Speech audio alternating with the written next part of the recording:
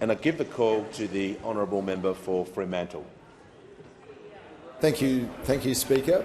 On behalf of the Joint Standing Committee on Treaties, I present the committee's report entitled Report 207 Australia-Iceland Double Taxation, Underwater Cultural Heritage, and ask leave of the House to make a short statement in connection with the report. Is leave granted? The member for Riverina or the member for Herbert?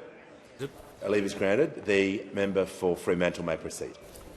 Mr Speaker, I'm glad to make a short statement on the Joint Standing Committee on Treaties report into the Convention between Australia and Iceland for the elimination of double taxation with respect to taxes on income and the prevention of tax evasion and avoidance and its protocol, and the Convention on the Protection of the Underwater Cultural Heritage, two separate agreements, Speaker. First, the Tax Convention Treaty is a double taxation agreement that would establish a framework for governing cross-border transactions between Australia and Iceland. This will be the 46th double taxation agreement to which Australia is party.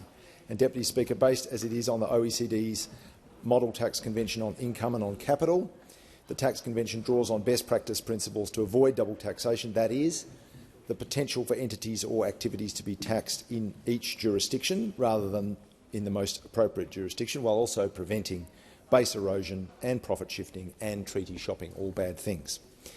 Deputy Speaker, the Tax Convention identifies the persons and taxes to which the Convention would apply, establishes where various types of income would be taxed, and it specifies how relief from double taxation will be provided. It contains special provisions dealing with the principle of non-discrimination, provides for arbitration in certain circumstances, facilitates the exchange of information, requires parties to assist each other in the collection of taxes under certain circumstances, and establishes the grounds on which the benefits of the Tax Convention might be refused.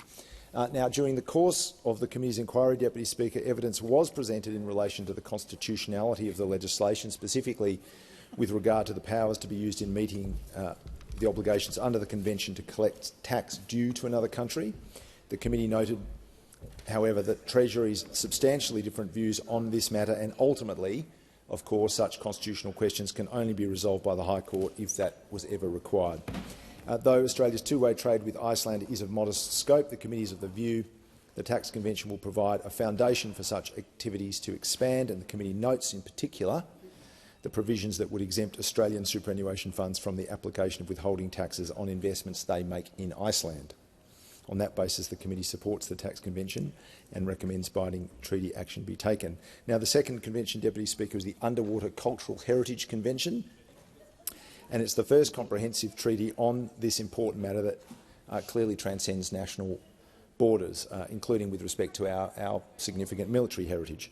Australia was actively engaged in the drafting of this convention for more than 20 years. It's no surprise there's broad support from those with relevant expertise and experience in the field in relation to this convention. The committee did hear from a range of stakeholders during the inquiry, including from government, non-government organisations, academics and other specialists.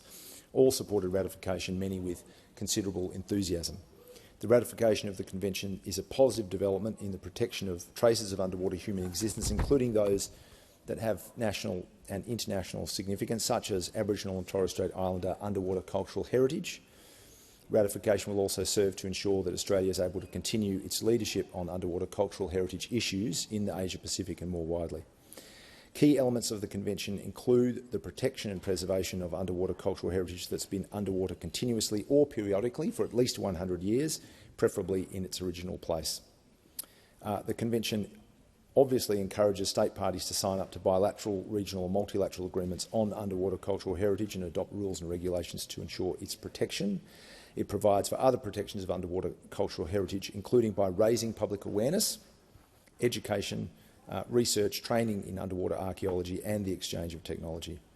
Some of the key issues that the inquiry considered were the value of the Convention for the protection and preservation of Aboriginal and Torres Strait Islander underwater cultural heritage, and the importance of the Convention in terms of supporting its ratification and related work by nations in the Pacific. It's not a convention that's been ratified by many of our Pacific Island neighbours.